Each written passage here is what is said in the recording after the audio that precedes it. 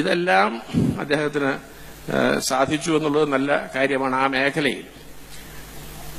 ശ്രീമാൻ കുഞ്ഞാലിക്കുട്ടി സാഹിബിനെ കുറിച്ച് പറയുമ്പോൾ നിങ്ങൾക്കൊക്കെ അറിയാവുന്നതുപോലെ 2006-2011 കാലത്ത് എന്റെ മാന്യ സുഹൃത്ത് കരീം മന്ത്രിയായിരുന്നപ്പോൾ മൈക്രോ സ്മോൾ മീഡിയം എന്റർപ്രൈസസ് നേടാൻ കഴിഞ്ഞ 32,000 യൂണിറ്റുകൾ സ്ഥാപിച്ച സ്ഥാനത്ത് അത് 5 വർഷം കൊണ്ടാണെങ്കിൽ കുഞ്ഞാലിക്കുട്ടി സാഹിബ് 4 വർഷം കൊണ്ട് 60,000 യൂണിറ്റുകളാണ് സ്ഥാപിച്ചത്.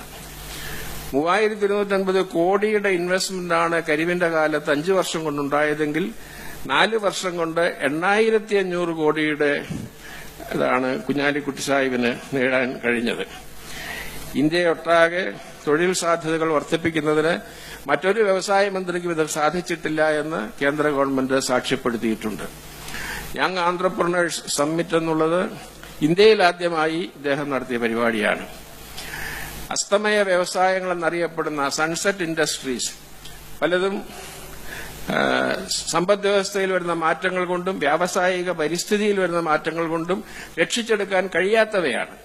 എന്നാൽ അവയൊക്കെ വളരെ ഫലപ്രദമായുള്ള ഇടപെടലുകളിലൂടെ നേരെയാക്കുവാൻ പബ്ലിക് സെക്ടറിനെ പൊതുവെയും സൺസെറ്റ് ഇൻഡസ്ട്രീസിന് പ്രത്യേകിച്ചും ശ്രീ കുഞ്ഞാലിക്കുട്ടിക്ക് കഴിഞ്ഞു.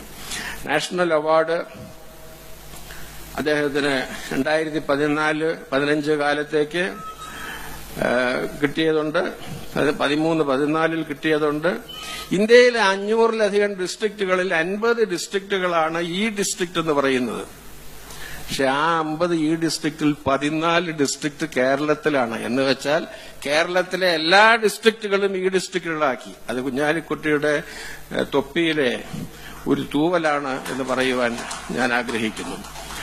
അതുപോലെ IT മേഖലയിൽ 1,00,000 കോടി 1,00,000 ഡയറക്ട് എംപ്ലോയ്മെന്റ് 3,000-ൽ നിന്ന് 15,000 കോടിയിലേക്ക് അതിന്റെ കയറ്റുമതിയുടെ വികസനം, കളമശ്ശേരിയിൽ ആരംഭിച്ച സ്റ്റാർട്ടപ്പ് വില്ലേജ് ഇന്ത്യക്കാകെ മാതൃകയായി ഇപ്പോൾ ഒരുപാട് സ്ഥലത്ത് അതിന് അനുകരണങ്ങൾ ഉണ്ടാവുകയാണ്. അനുകരണമാണ് അഭിനന്ദനത്തിന്റെ ഏറ്റവും ഉന്നതമായ പ്രതിഫലനം എന്ന് ഇംഗ്ലീഷിൽ ആരോ പറഞ്ഞിട്ടുണ്ട്. Imitation is the best form of admiration. കുട്ടികൾക്ക് 20% അറ്റൻഡൻസും 4% ഗ്രേസ് മാർക്കും കൊടുക്കാനും സാധിച്ചിട്ടുണ്ട്. അദ്ദേഹത്തിന്റെ വകുപ്പിന്റെ ഒരു ചെറിയ ഭാഗമാണ് ഹജ്ജ്. ഞാനൊരു ഈശ്വരഭക്തനായതുകൊണ്ടായിരിക്കാം ഞാൻ പ്രത്യേകം ശ്രദ്ധിച്ച ഒരു സംഗതിയാണ്. അന്ന് അങ്ങയോട് 2 കുടുക്ക് ചോദ്യം ചോദിക്കാൻ ഞാൻ എഴുതി വെച്ചിരുന്നതാണ്. പക്ഷെ അത് സമയക്കുറവ് കൊണ്ട് സാധിച്ചില്ല. ആ ചോദ്യം ഇനിയിപ്പോൾ ആവർത്തിക്കുന്നുമില്ല. പക്ഷെ അവിടെ ഹജ്ജ് ട്രെയിനിങ് മറ്റൊരു സംസ്ഥാനത്തും കൊടുക്കുന്നതിനേക്കാൾ കൂടുതലായി കേരളത്തിൽ കൊടുക്കുകയാണ്. ചെറിയ കാര്യമാണെന്ന് തോന്നുന്നു. ഇവിടുന്ന് വിദ്യാഭ്യാസമില്ലാത്ത പാവപ്പെട്ട ആളുകൾ ഉംറ നിർവഹിക്കാൻ പോയിട്ട് അവിടെ ചെന്നിറങ്ങുമ്പോൾ അവരുടെ പെട്ടി കണ്ടില്ലെങ്കിൽ എന്തായിരിക്കും പ്രയാസം? ഇവിടെ നിന്ന് പോകുന്ന ഉംറയ്ക്ക് പോകുന്ന എല്ലാ ആളുകളുടെയും ലഗേജ് ചെക്ക് ഇൻ ചെയ്യുന്ന പോയിന്റ് മുതൽ ട്രാക്ക് ചെയ്ത് അവരുടെ കയ്യിലെത്തുന്നത് വരെയും, അവിടെ ചെക്ക് ഇൻ ചെയ്താൽ അവിടെ നിന്ന് ട്രാക്ക് ചെയ്ത് ഇവിടെ അവരുടെ ഗ്രാമത്തിലെത്തുന്നത് വരെയുമുള്ള കാര്യങ്ങൾ നോക്കുവാൻ തക്കവണ്ണമുള്ള ഒരു ഏർപ്പാടുണ്ടാക്കി കേന്ദ്രത്തിന്റെ അഭിനന്ദനങ്ങൾ നേടി. അപ്പൊ ഈ 4 മന്ത്രിമാരും വളരെ നല്ല നിലയിൽ ഇരുന്നതാണ്. എന്റെ സ്ഥാനത്ത് എന്റെ സെക്യൂരിറ്റിക്കാരനായിരുന്നു ഇത് പ്രഖ്യാപിക്കുന്നതെങ്കിൽ പ്രഖ്യാപിക്കപ്പെടേണ്ടിയിരുന്ന ആളാണ് ഇപ്പോൾ വരുന്നത്, ശ്രീ മുനീർ. അദ്ദേഹം കേട്ടില്ല ഞാൻ നേരത്തെ പറഞ്ഞത്. അങ്ങയെക്കുറിച്ച് നല്ല കാര്യങ്ങളൊക്കെയാണ് പറഞ്ഞതെന്ന് അറിയിച്ചുള്ളൂ. ഇങ്ങനെ പറയുമ്പോൾ ഈ 4 പേരെയും എങ്ങനെ തെരഞ്ഞെടുക്കും? അതുകൊണ്ട് ഞങ്ങൾ മറ്റു ചില പരിഗണനകൾ കൂടെ ഇതിന്റെ കൂടെ എടുത്തു. പെർഫോമൻസിന് പുറമെ SMS വോട്ടിംഗും ഓൺലൈൻ വോട്ടിംഗും വളരെ പ്രധാനമാണ് എന്ന് തീരുമാനിക്കേണ്ടി വന്നു.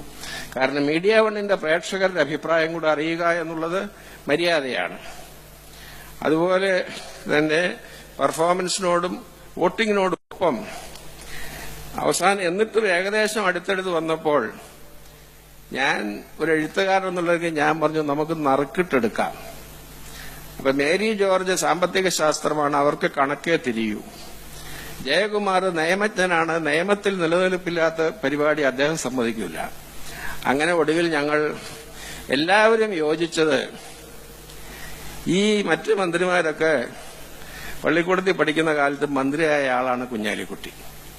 അതുകൊണ്ട് അദ്ദേഹത്തിന്റെ സീനിയോറിറ്റി, അദ്ദേഹത്തിന്റെ ഈ 3 മന്ത്രിസഭകളിലായിട്ടുള്ള പെർഫോമൻസ് എല്ലാം കൂടെ ഒന്ന് പരിഗണിച്ചു കളയാം എന്ന് വിചാരിച്ചു.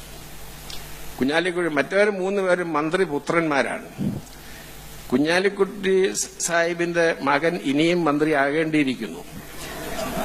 അപ്പൊ അതുകൊണ്ട് ഇവർക്കൊരു 2ാം തലമുറയുടെ ഒരു സൗകര്യം കൂടെ ഉണ്ട്.